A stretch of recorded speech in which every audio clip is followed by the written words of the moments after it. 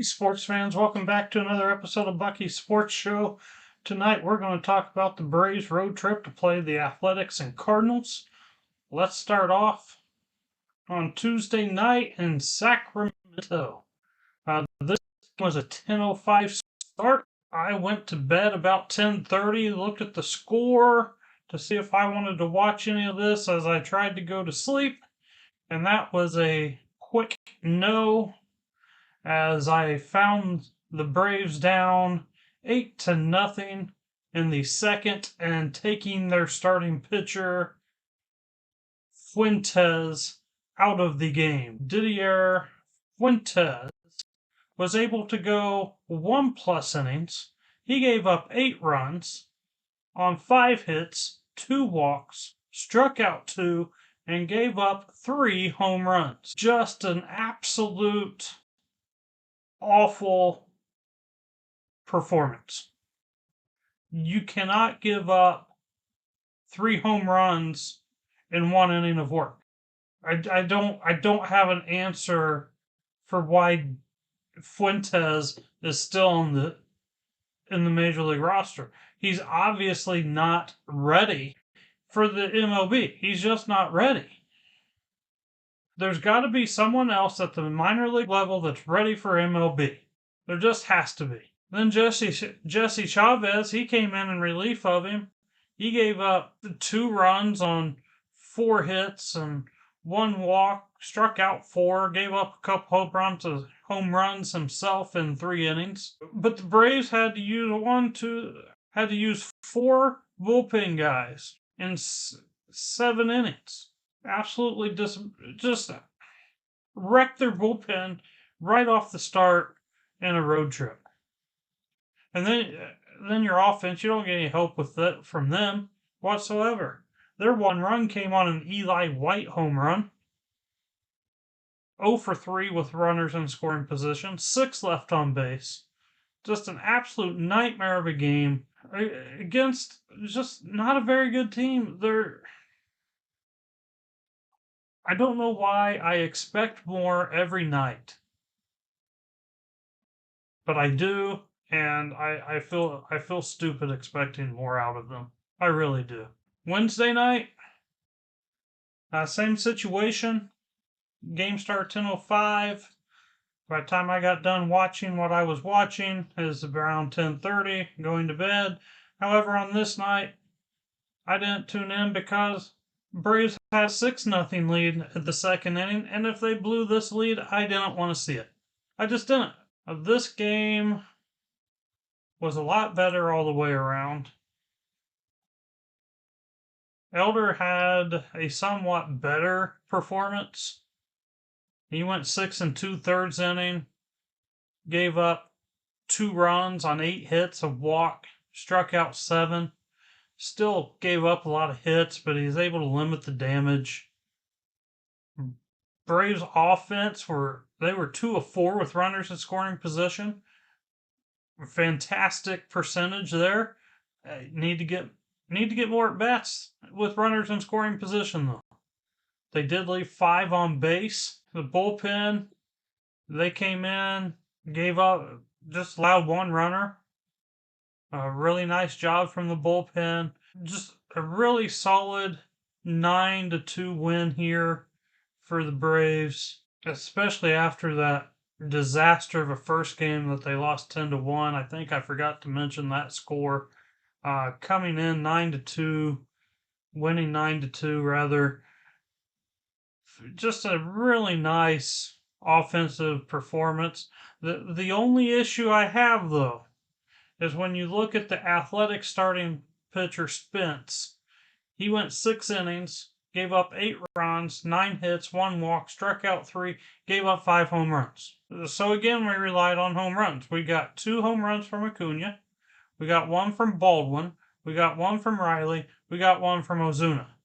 We only had 1 hit that scored a run that wasn't on a home run, and that was a double from Profar. We really got to be able to figure out a way to scratch some runs across without it being a home run, because you're not going to be able to hit a home run every time. They have to quit relying on the home run. Thursday night, this was a disappointing game to say the least. This game started at 9:05. I was able to watch some of this game, as much as I really didn't want to. Spencer Strider got the start for the Braves. He went 6 2/3, gave up 3 runs on 5 hits, 3 walks, struck out 11, gave up a home run, which is a 3-run home run in the first. Braves answered those 3 in the first with 3 in the fourth. They got a double from Murphy and a 2-run home run from Profar. In the seventh, they got a home run from Albies. The Athletics answered with a home run in the eighth. And this game went to the Athletics 5-4 in 11. They had a walk-off single in the 11th to win the game. Just, again, 2 for 8 with runners in scoring position. You left 4 men on base. You got to get more hits with runners in scoring position. And again, they relied on the home run, and this time they shot themselves in the foot. But not only that, you played a late game in Sacramento, and then you have to fly all the way across the country to play the next day in Atlanta or in St. Louis, and you get to face the Cardinals, who have been playing well, but this is the Cardinals. And game 1 was an absolute crazy game. Absolutely just a crazy game. Let me run this through for you. Grant Holmes got the start for the Braves. He went 3 innings, gave up 5 runs, 9 hits, 2 walks, 1 strikeout. Liberatore for the Cardinals got the start. He went 3 innings. He gave up 6 runs, 9 hits, 1 walk, no strikeouts. And the Braves won 6-5. Both bullpens came in and were absolutely phenomenal. Lights out. Normally, when you have teams, when it's 6-5 in the third, you think, oh my gosh, this game's going to end up 18-17. No, bullpens came in, shut everyone down. Fantastic bullpen performances. Starting pitching was awful. The bullpens were great.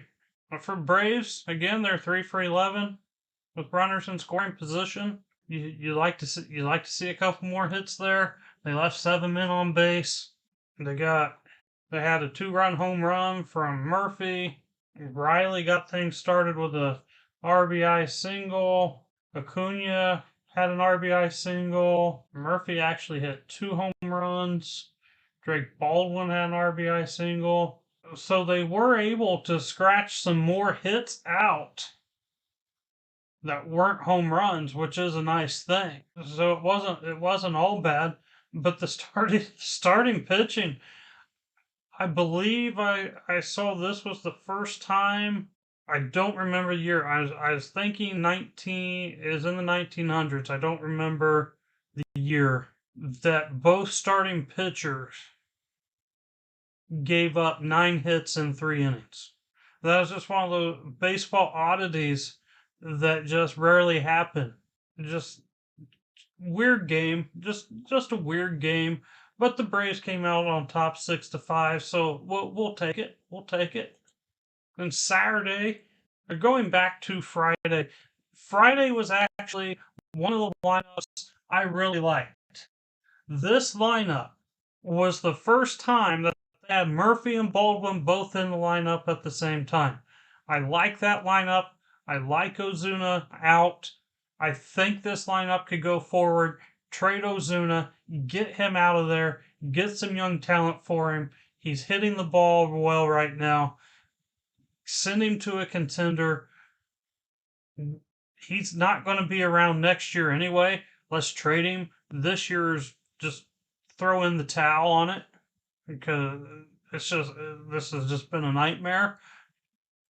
It's just it's time to trade him. Okay, going back to Saturday, Braves won this game 7-6. This was another bullpen game. This was again. They talked about they didn't like the bullpen game last time in that spot start for Schwellenbach, but here we are again, another bullpen game. Thankfully, Braves were able to come back in this one. Because it was a disaster. It wasn't good. Braves did get off to a good start. Ronald Acuna, he was hitting in the 3-hole this game. First time this season that he's hit in the 3 spot, and he hit a home run. Got off to a 1-0 lead in the second. Ozuna hit a home run. H2 had an RBI on a ground out. And then kind of the disaster for the Braves. Last week I talked about Aaron Bummer being a reliever. Not very good at that starting spot. He showed it again. He went 2 innings, gave up 4 hits, 3 runs, struck out 1 home run.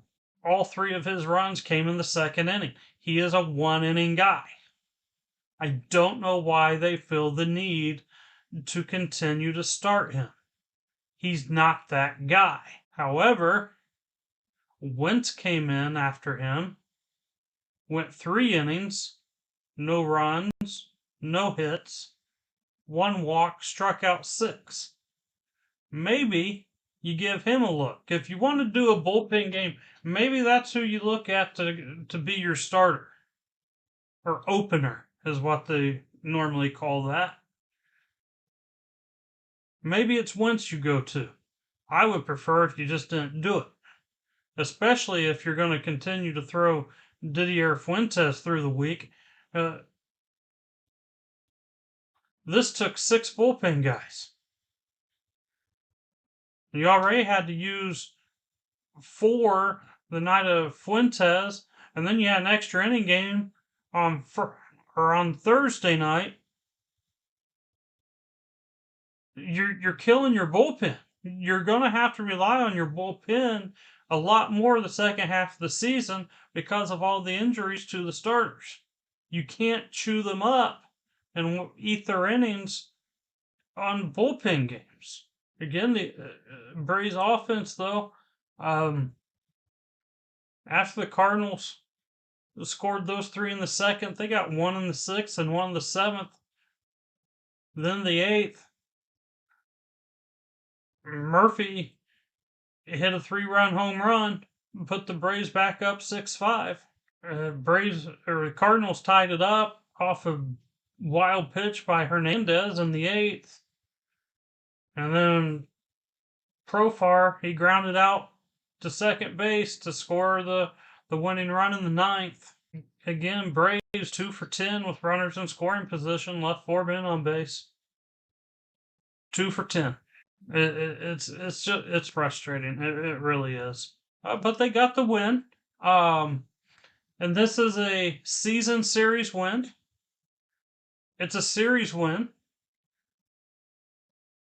And not only that, but since Busch Stadium opened in 2006, the Braves and Cardinals are the only teams to have a winning record inside of Busch Stadium at St. Louis. So, we'll take the positives out of that. Sunday was just another crazy game. This was just probably a nightmare for Atlanta. And kudos to the guys for not wanting to come back here. But first pitch was at 2:16. 2:16. Cardinals got things started with a run in the second. Matt Olson had an RBI single in the third. And the Braves came out and walked the first batter, and they had a rain delay. That was at 3:02.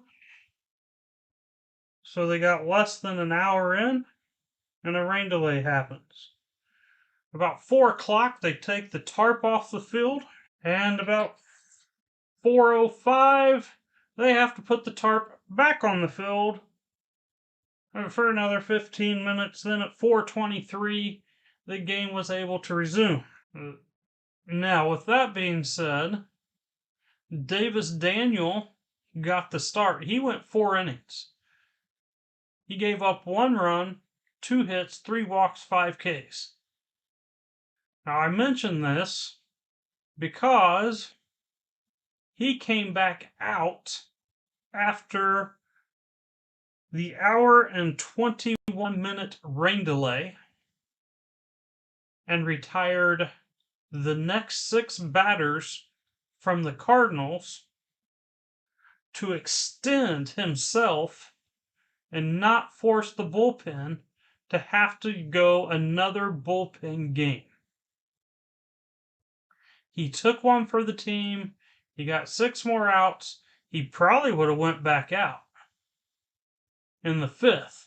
But after a 2-run single from Matt Olson, the game went into another rain delay at 4:50. This one lasted over 2.5 hours. The game did not resume until 7:30, and the Cardinals answered with 2 runs in the bottom of the 5th off of Chavez. Then they got 2 more runs in the 6th off of Chavez. Then the Braves were able to score a run in the 7th. That was on a fielding error, which really hard error and probably not a fair error.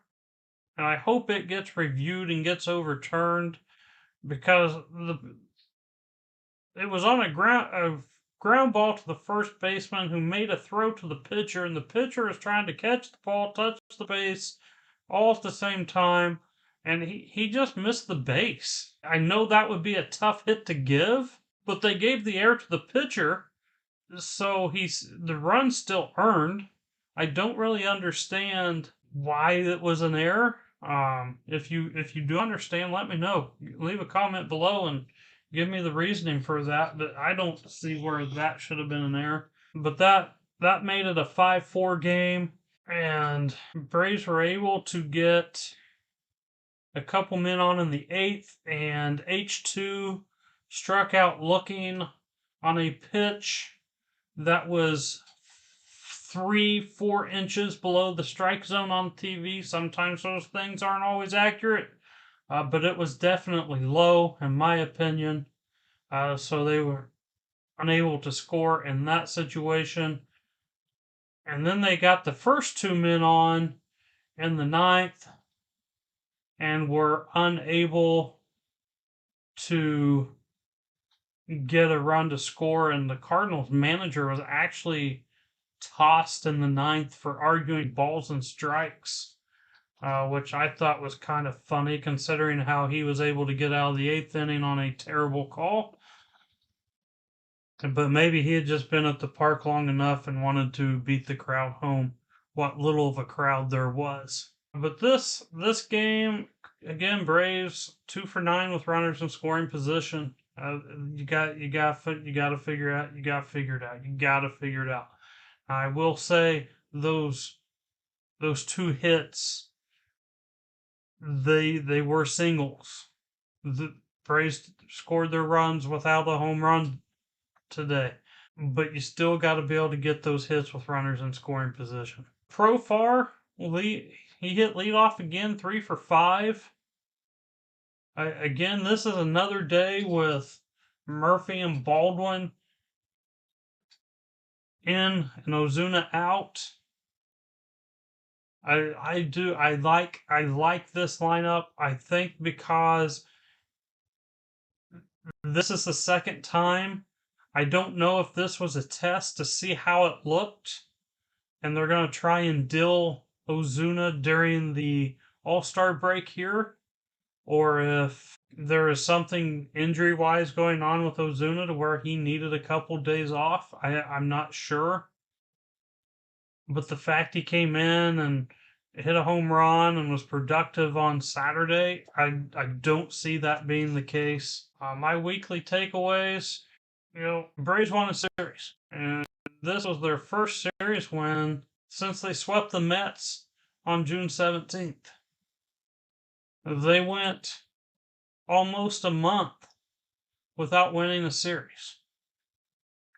And like I said, not only it was a series win, they took 4 out of the 6 games in the season against the Cardinals. One of 2 teams with a winning record inside of the current Busch Stadium since it opened in 2006, the other one being the Cardinals. So they're the only team that goes into St. Louis and wins. There is something about this Braves team and playing the Cardinals to where the Braves absolutely own them. If the Braves could play the Cardinals 162 games, they would probably be a playoff team. But we can't, unfortunately, so we got to deal with everyone else, and everyone else kicks our ass. Looking at the standings here, since it's the All-Star break, we will take a rather in-depth look at this. Braves are going into the All-Star break at 42-53. That's 12 and a half games out of the division.